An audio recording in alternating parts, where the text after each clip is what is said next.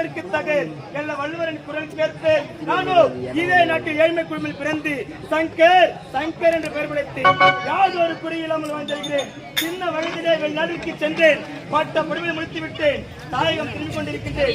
இன்று வரை வேலை கிடைக்கவில்லை. அதோ நாளை தெரிகிறது.